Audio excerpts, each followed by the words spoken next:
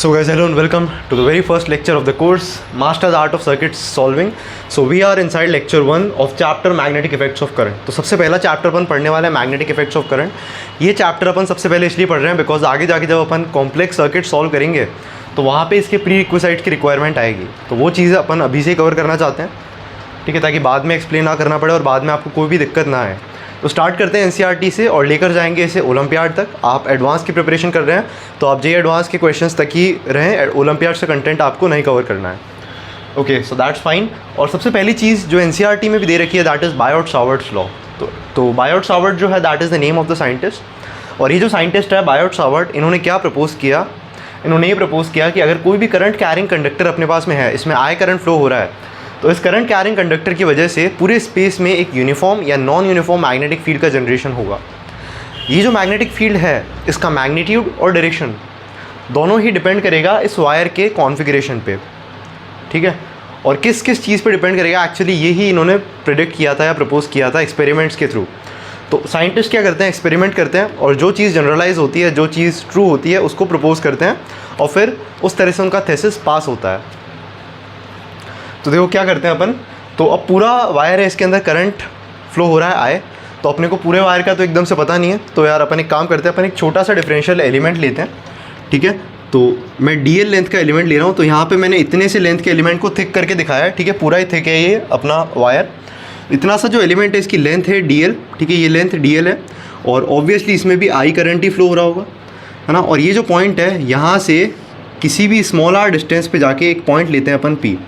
तो point P पे आने वाला जो मैग्नेटिक फील्ड है that is magnetic field at point P in vector form, ये कितना होगा।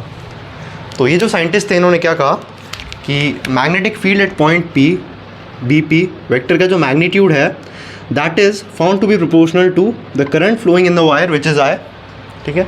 और इन्होंने कहा कि दिस मैग्नेटिक फील्ड का जो मैग्नीट्यूड है this is also found to be proportional to 1/r², also proportional to sine of the angle between the R and D L. तो आर और डी एल के बीच में कुछ भी एंगल है वो भी अपने को नहीं पता, लेट से, तो अपन इस एंगल को कुछ भी मार्क करते हैं, let's call it theta. So sine of theta. तो आपको बिल्कुल क्रिस्टल क्लैरिटी होनी चाहिए इसमें, क्योंकि जितने भी डेरिवेशंस करेंगे वहाँ पे ये चीज़ें काम आने वाली है। तो आई 1/r² साइन थीटा। और एक और चीज़ के ये प्रोपोर्शनल होता है which is D L, that is the length of the infinitesimal element. तो अपना डिफरेंशियल तरीका हरदम सेम रहता है, ठीक है। तो अगर कोई नंबर चार चीज़ों के प्रोपोर्शनल है तो क्या इन चारों के प्रोडक्ट के भी वो प्रोपोर्शनल होगा? यस।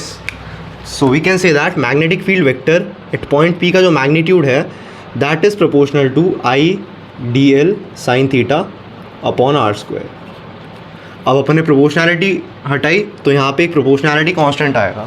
और ये जो प्रोपोर्शनैलिटी कांस्टेंट है ये कितना आता है, ये भी एक्सपेरिमेंट्स के थ्रू आता है, μ0 अपॉन 4π, जहाँ पे μ0 जो है इसकी वैल्यू होती है 4π into 10⁻⁻⁷। This is the permeability of free space, ठीक है। μ0 is the permeability of free space, इतना होता है ये। अच्छा, जैसे इलेक्ट्रिक फील्ड को अपन देख नहीं सकते, वैसे मैग्नेटिक फील्ड को भी अपन देख नहीं सकते, इसको भी अपन फील कर सकते हैं केवल, जस्ट लाइक इलेक्ट्रिक फील्ड। तो ये अपना छोटा सा कंक्लूजन यहाँ पे आया। बात कर चुके अपन मैग्नेटिक फील्ड के मैग्नीट्यूड की। तो अब बात करेंगे डायरेक्शन की। तो छोटे से एलिमेंट की वजह से पॉइंट पी पे जनरेट होने वाला जो मैग्नेटिक फील्ड है उसका डायरेक्शन क्या होगा। तो डायरेक्शन के लिए इन साइंटिस्ट ने कहा कि you need to use the right hand thumb rule. तो राइट हैंड थंब रूल के हिसाब से क्या है, देखो ये अपना राइट हैंड है, ये मेरा राइट हैंड है एक्चुअली, ठीक है। और आपको क्या करना है, आपका जो थंब है that should point in the direction of current flow. तो करंट इस डायरेक्शन में फ्लो हो रहा है तो we are pointing the thumb in the direction of current flow, है ना। And you need to open your palm.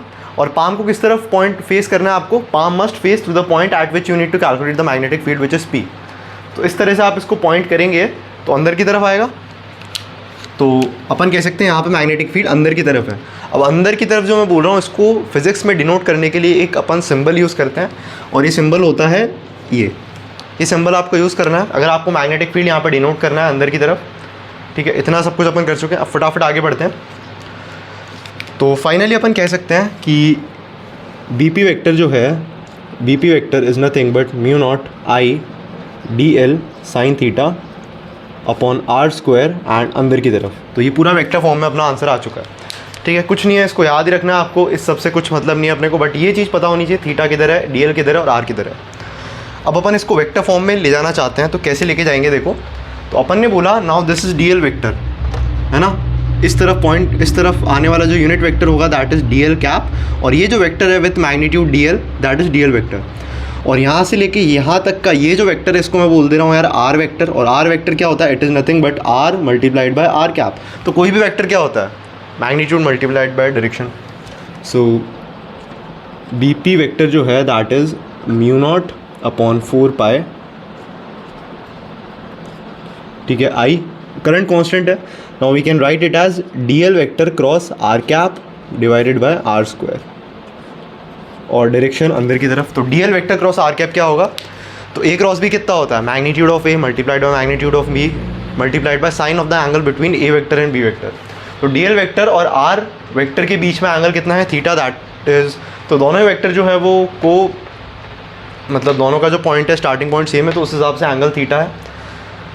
तो DL multiplied by R cap का मैग्नीट्यूड 1, तो यहाँ पे आर कैप का मैग्नीट्यूड हो चुका है 1 मल्टीप्लाइड बाय साइन थीटा। इतना क्लियर है आपको। अब ऊपर नीचे आप आर से मल्टीप्लाई करेंगे तो the same thing can also be written as B P vector, ठीक है, B P vector can also be written as mu naught upon 4 pi I D L vector cross R vector divided by R cube. ऊपर नीचे अपन किससे multiply कर चुके हैं, are से। तो एक ये जनरल फॉर्म भी अपन कई बार यूज़ कर लेते हैं क्वेश्चंस में। अब यहाँ से चार्ज की बात कर लेते हैं। तो करंट क्या होता है यार, करंट होता है रेट ऑफ फ्लो ऑफ, मतलब चार्ज किस रेट से फ्लो कर रहा है एक्चुअली।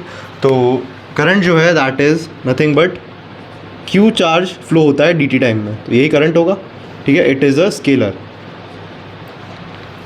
तो करंट जो है that is Q charge flow रहा है अपने वायर में dt टाइम के अंदर, मतलब dl वाला जो एलिमेंट है अपन ने बोला यहाँ से Q amount of charge flow हुआ है इन dt टाइम, डिफरेंशियल एलिमेंट पे काम कर रहे हैं। तो I को सब्सटीट्यूट करेंगे आप यहाँ पे q by dt, since q is a constant so we can say that magnetic field vector at point P should be mu naught upon 4 pi, है ना, और I की जगह आ चुका है q by dt, and dl vector by dt vector is nothing but the speed with which the charge is moving, so that is v vector cross r vector divided bye r cube और अंदर की तरफ, ठीक है। तो ये अपना Biot-Savart's law जो है यहाँ पे फिनिश होता है। अब बायोट-सावर्ट्स लॉ पे बेस्ड एक एग्जांपल लेते हैं, बहुत ही एलिमेंट्री, ठीक है। तो यहाँ पे अपने पास में एक करंट कैरिंग वायर है, एक स्ट्रेट करंट कैरिंग वायर है, ठीक है, जिसका परपेंडिकुलर डिस्टेंस पॉइंट P से कितना है, तो पॉइंट P से इसका परपेंडिकुलर डिस्टेंस स्मॉल r है, ठीक है। और वायर के दोनों एंड्स को आप पॉइंट P से ज्वाइन करेंगे तो ये एंगल तो बनता है θ1, और इस पॉइंट को आप यहाँ से ज्वाइन करेंगे तो ये एंगल बनता है θ2। और मैं वापस से कह रहा हूँ यहाँ पे जो करंट फ्लो हो रहा है कितना हो रहा है वो I। So you need to calculate the magnetic field at point P। तो पॉइंट P पे आपको मैग्नेटिक फील्ड निकालना है, तो वापस से राइट हैंड थंब रूल से देखेंगे तो अंदर की तरफ ही आएगा मैग्नेटिक फील्ड, तो ये अपन ने लिख दिया है अंदर की तरफ। बात करते हैं डायरेक्शन की, डायरेक्शन हो चुका है तो बात करते हैं मैग्नीट्यूड की। तो मैग्नीट्यूड निकालना है अपने को, तो वही अपना काम वापस से। तो देखो ये अपन ने DL लेंथ का थोड़ा बड़ा बनाना ताकि आपको समझ में अच्छे से आए। तो ये अपना क्या है, दिस इज़ DL वेक्टर, इसमें I करंट फ्लो हो रहा है यहाँ पे, ठीक है, मतलब Q चार्ज dt टाइम में फ्लो हो रहा है। तो ऐसे क्रिस्टल क्लैरिटी होनी चाहिए आपको, छोटी छोटी चीज़ होगी तब जाके अपने से कॉम्प्लेक्स क्वेश्चंस बनेंगे और तब आपको फिजिक्स की फील ज़्यादा आएगी। तो यार देखो अब इस पॉइंट को यहाँ से अपन ने ज्वाइन किया है ना, और ये अपन ने बोला x, ठीक है, और DL vector can be replaced with dx vector this time, है ना। और आप थीटा में काम करना चाहते हैं तो this can be replaced with theta this angle, और थीटा पे जाके अपन ने लिया क्या, डी थीटा, ठीक है। तो छोटे से एलिमेंट की वजह से पॉइंट P पे मैग्नेटिक फील्ड लिखेंगे और सबको ऐड कर देंगे तो नेट मैग्नेटिक फील्ड आ जाएगा अपने पास। तो magnetic field vector at point P, तो डिफरेंशियल एलिमेंट की वजह से आने वाला magnetic field in vector form that is mu naught upon 4 pi, ठीक है। सो म्यू नॉट अपॉन 4 पाई इनटू करंट कितना है वायर में, I, ठीक है। करंट तो डिफरेंशियल एलिमेंट में भी I रहेगा और पूरे वायर में भी करंट I ही रहेगा। सो I into now dx vector cross r cap vector. तो यहाँ से लेके यहाँ तक पॉइंट करने वाला जो है इसको बोल दिया मैंने r not cap. So cross with r not cap and divided by r not square, ठीक है, और अंदर की तरफ है ही है। तो अब बात कर लेते हैं पहले तो आर नॉट की। यार आर नॉट कितना है, आर नॉट होगा square root of X square plus R square, और आर नॉट स्क्वायर कर दोगे स्क्वायर रूट हट जाएगा, तो एक काम तो यार आप ये कीजिए, इसको उठा के यहाँ रखिए, इस वेक्टर प्रोडक्ट को आपको एडजस्ट करना है। तो mod A mod B and sine of angle between them. तो dx वेक्टर और r0 के बीच में आने वाला जो एंगल है वो कितना है, ये एंगल है, ये वाला एंगल है। Now this angle is 90, this is theta. So external angle कितना हो जाएगा, इन दोनों इंटरनल वाले एंगल का सम हो जाएगा। So this angle should be 90 plus theta. So we can say that dBp vector is μ0/4 and I, okay. So it is dx r0 cap का magnitude हो चुका है 1, sine of angle 90 plus theta, okay, divided by r0 square which is x square plus r square, और ये अंदर की तरफ हो चुका है। तो अब अपने को कुछ भी नहीं करना है, दोनों तरफ इंटीग्रेशन कर देना है और कुछ छोटी सी चीज़ें करनी है, जैसे कि इस वाले ट्राइंगल में देखेंगे अपन तो tan थीटा जो होगा that is x by r and this implies the value of x is r tan theta. इसको बोलिए equation number 1। So let's differentiate equation number 1 with respect to theta. So dx is equal to r sec square theta d theta, है ना। अब इस dx को उठा के आप यहाँ रख सकते हैं इस वाले में, इक्वेशन नंबर 2 में। और साइन 90 प्लस थीटा कितना होता है, कॉस थीटा, क्योंकि सेकंड क्वाड्रेंट में साइन पॉजिटिव होता है और y एक्सिस को क्रॉस कर रहे हैं तो साइन का कॉस हो जाएगा। सो dBp वेक्टर का इंटीग्रल, तो net magnetic field at point P in vector form अंदर की तरफ ही अपने को पता है, μ0I/4 ऑल आर कॉन्स्टेंट्स, ठीक है। x को रखिए आप r tan थीटा, तो r square tan square theta बनेगा, r स्क्वायर को कॉमन लेंगे तो 1 प्लस tan स्क्वायर थीटा कितना हो चुका है, sec स्क्वायर थीटा। तो नीचे बचेगा r square sec square theta, और नीचे वाला sec स्क्वायर थीटा जो है वो ऊपर वाले dx के sec स्क्वायर थीटा से कैंसिल हो जाएगा। तो नीचे अपने पास सिर्फ और सिर्फ r स्क्वायर बच जाएगा, ऊपर dx जो था उसकी जगह अपन लिख चुके हैं r d theta, because sec square theta is cancelled and sine 90 plus theta is nothing but cos theta, direction अंदर की तरफ है और इसको अपने को इंटीग्रेट करना है। बात करते हैं लिमिट्स की, तो यार थीटा को अपन ने यहाँ से स्टार्ट किया था, मतलब ये जो लाइन है यहाँ पे है अपना 0, तो 0 के नीचे क्या होता है, 0 के पहले क्या आता है नेगेटिव, 1 के पहले 0, 0 के पहले -1। तो अगर अपन ने थीटा को इस तरफ पॉजिटिव लिया है तो इस तरफ थीटा को क्या लेंगे अपन, negative. So this angle is 90 minus theta 1, but limits लगानी है अपने को, तो इसको लगाएंगे नेगेटिव ऑफ 90 माइनस थीटा 1। और ऊपर वाला ये थीटा 2 है, ये 90 है, तो ये कितना हो चुका है, 90 minus theta 2। So this is 90 minus theta 2, है ना। ये लिमिट्स अपने को यहाँ पे लगानी है। तो BP वेक्टर कितना आ जाएगा देखो, तो μ0I/4 ये सब चीज़ें क्या है, कांस्टेंट है। बचा cos थीटा d थीटा, तो cos थीटा किसको डिफरेंशिएट करने से आता है यार, साइन थीटा को डिफरेंशिएट करने से आता है। तो साइन 90 माइनस थीटा 2 कितना होता है, cos थीटा 2 होता है, ठीक है, माइनस साइन ऑफ माइनस का 90 माइनस थीटा 1। तो साइन में से यार अपन इस नेगेटिव को बाहर ले आ सकते, तो ये प्लस हो जाएगा, और sine 90 minus theta 1 is cos theta 1। तो ये एक स्टैंडर्ड रिजल्ट अपने को मिल चुका है जो आपको याद रखना है हरदम। तो μ0I/4 into cos theta 1 plus cos theta 2, तो ये स्टैंडर्ड रिजल्ट है, ये आप हरदम याद रखेंगे, ठीक है, हर एग्ज़ाम में, BITSAT, JEE mains, advanced and olympiads, ठीक है। तो बायट सावर्ट्स लॉ पे सिंपल सा एप्लीकेशन अपन ने देखा। आगे वाले लेक्चर तो बेसिकली अपना फर्स्ट लेक्चर था, आपने अगर मेंस या एडवांस लेवल तक का पढ़ रखा है तो आप स्टार्टिंग के मैक्सिमम 3 या 4 लेक्चर्स ही स्किप कर सकते हैं, उसके बाद में आप स्किप नहीं कर सकते क्योंकि आगे अपना लेवल बहुत बढ़ जाएगा।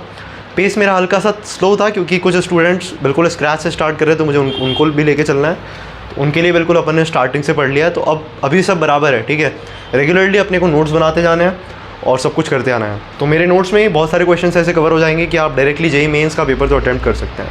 मतलब JEE मेंस में तो आप डायरेक्टली ओरली क्वेश्चंस को सॉल्व कर सकते हैं, और एडवांस के लिए जो अप्रोच की, जो थिंकिंग अप्रोच की ज़रूरत है वो डेवलप हो जाएगी अपने क्वेश्चंस प्रैक्टिसिंग के थ्रू, ठीक है। कुछ भी अपन याद नहीं कर रहे हैं, ये प्रोसीजर अपने को आना चाहिए, this is important, I am trying to teach you this. नहीं तो डायरेक्ट में ये भी लिख सकता था, ठीक है। किसी भी एग्ज़ाम में ये डेरिवेशन नहीं पूछा जाएगा बिल्कुल, लेकिन स्टूडेंट्स को लगता है कि डेरिवेशन तो मतलब फालतू की चीज़ है, डेरिवेशन क्यों करना है, बट मेरे हिसाब से डेरिवेशंस आने चाहिए। मैं नहीं कह रहा हूँ कि आप 10 बार इसको कीजिए, बट आपको पता होना चाहिए कि यार अपन ने कैसे किया था, क्या क्या किया था इसमें, ठीक है। बिकॉज आगे जाके अपन क्या करेंगे, कुछ भी इसमें मॉडिफिकेशन किया जा सकता है। अभी करंट कैरिंग वायर है, इसमें 1000 मॉडिफिकेशंस किए जा सकते हैं, ठीक है। 1000 छोड़ो, एक मॉडिफिकेशन करते ही ये रिज़ल्ट हो जाएगा फेल, और रिज़ल्ट फेल होती है अपने को यहाँ से स्टार्ट करना पड़ेगा। और यहाँ से स्टार्ट कैसे करेंगे, जब ये चीज़ अपने को आती होगी। तो मेरा टोटल गोल वही है कि इस चीज़ पे अपन ने थोड़ा सा टाइम इन्वेस्ट किया, है ना। तो मिलता हूँ आपसे अगले लेक्चर में। तो ये था अपना lecture 1 of the course master the art of circuit solving. It is going to be very amazing course. So मिलता हूँ आपसे अगले लेक्चर में। Till then have wonderful day ahead and जय हिंद।